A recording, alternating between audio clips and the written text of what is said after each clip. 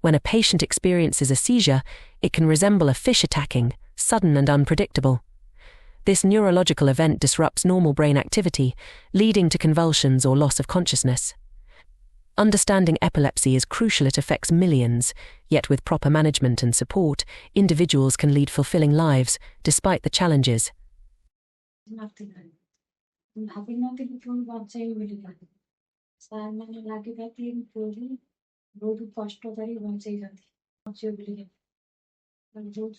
बहुत ये करिए आईसीयू रखी सब भल करिए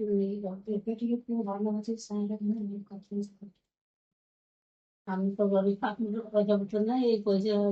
कार्ड पैसा ये हमें भल करिए यहाँ सार में दया हमें भल करिए बहुत कष्ट कर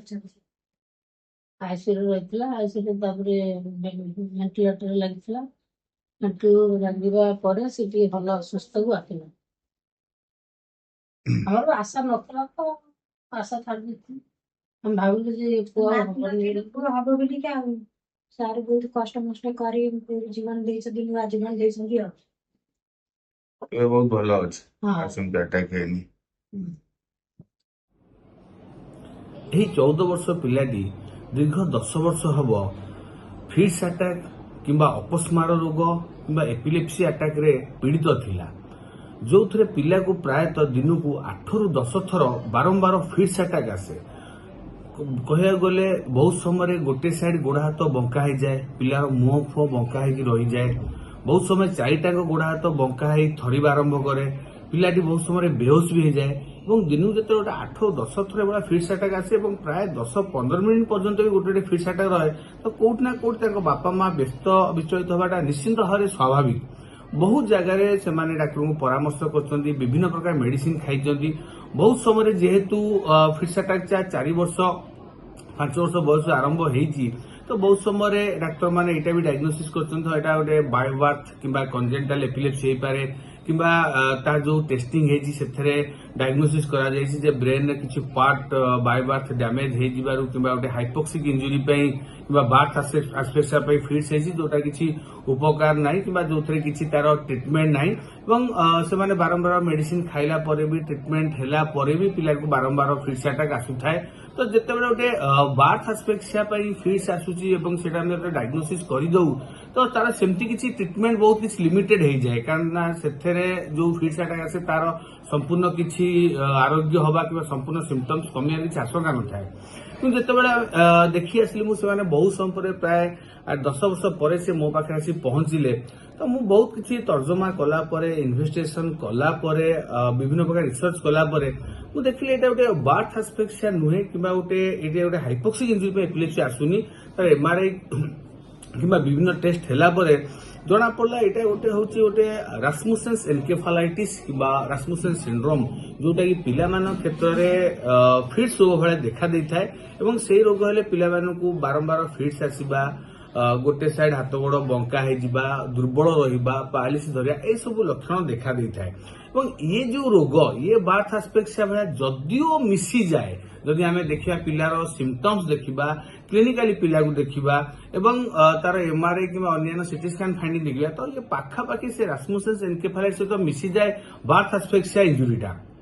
ତ ବହୁତ ସମୟ ସେଥିପାଇଁ ଡାକ୍ତରମାନେ ଏବଂ ବଡ ବଡ ସ୍ପେଶାଲିଷ୍ଟ ମାନେ ବି କନଫ୍ୟୁଜନ ହୁଅନ୍ତି ଏଇଟା ବାର୍ଥ ଆସ୍ଫିକ୍ସିଆ ପାଇଁ ସିଜର ହଉଛି କି ରାସ୍ମୁସେନ୍ସ ଏନକେଫାଲାଇଟିସ୍ ପାଇଁ ସିଜର ହଉଛି, କାହିଁକିନା ବହୁତ କିଛି ଜିନିଷ ମିଶି ଯାଇଥାଏ। ତେଣୁ ଯଦି ବାର୍ଥ ଆସ୍ଫିକ୍ସିଆ ପାଇଁ ସିଜର ହେଲା, ହଁ ଏଇଟା ଆମେ କହିପାରିବା କି ସମ୍ପୂର୍ଣ୍ଣ କିଛି ଟ୍ରିଟମେଣ୍ଟ କିମ୍ବା ଭଲ ହବାର କିଛି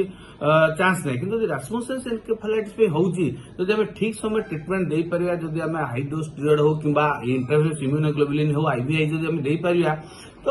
ବହୁତ ସମୟରେ ଆମେ ଦେଖିଛୁ ମୋର ଦ୍ୟାନ୍ 90% କେସେସରେ ସିଜର ଆଟାକ୍ କିମ୍ବା ଫିଟ୍ସ ଆଟାକ୍ ବନ୍ଦ ହେଇପାରେ, କାହିଁକିନା ସେଇଟା ହଉଛି ଗୋଟେ ଟ୍ରିଟେବୁଲ ଡିଜିଜ, ତାକୁ ଆମେ ଟ୍ରିଟ୍ କରିପାରିବା, କ୍ୟୁର କରିପାରିବା। କିନ୍ତୁ ବାର୍ଥ ଆସ୍ଫିକ୍ସିଆ ଜନିତ ଯୋଉ ଫିଟ୍ସ କିମ୍ବା ଏପିଲେପ୍ସି ଆଟାକ୍ ହୁଏ ତାକୁ ଆମେ ଟ୍ରିଟମେଣ୍ଟ କରିପାରିବାନି। ତେଣୁ ମୁଖ୍ୟ ଜିନିଷ ହଉଛି ଯେତେବେଳେ ଗୋଟେ ପିଲାକୁ ବାରମ୍ବାର ଫିଟ୍ସ ଆଟାକ୍ ଆସୁଛି, ଗୋଟେ ରେଜିଷ୍ଟାନ୍ସ ଏପିଲେପ୍ସି ଆଟାକ୍ କିମ୍ବା ଆମେ ତାକୁ ରିଫ୍ରାକ୍ଟୋରୀ ଏପିଲେପ୍ସି ଆଟାକ୍ କହିଥାଉ, ତ ଯଦିଓ କହିବା ବାର୍ଥ ଆସ୍ଫିକ୍ସିଆ କମନ, ତଥାପି ବି ତାକୁ ଛାଡ଼ିକି ଆମକୁ ଅଲଗା ଡାଇଗ୍ନୋସିସ୍ ଆମକୁ ଭାବିବାକୁ ପଡିବ, କାହିଁକିନା ଆମେ ଯଦି ବାର୍ଥ ଆସ୍ଫିକ୍ସିଆ ଡାଇଗ୍ନୋସିସ୍ କରିଦେବା ଆମେ କିଛି ଟ୍ରିଟମେଣ୍ଟ କରିପାରିବାନି। ତେଣୁ ଯୋଉଟା ट्रिटेबल कजेस अच्छी फिट्स कि एपिलेप्सी ताकू प्रथम डायग्नोसिस ताकू ट्रिटमेंट करवा जदि जमी समस्ते एक बात आस भावी छाड़देले ट्रिटमेंट ठीक से हो पारानी पिलाटी दिन दिन गुरु हो चला मुझे से जिन करता हुए तो पिला आज बंची था कि नहीं सेटा भी सन्देहजनक तेणु डायग्नोसिस हूँ मुख्य जिन कहीं बहुत एपिलेप्सी अच्छी पिला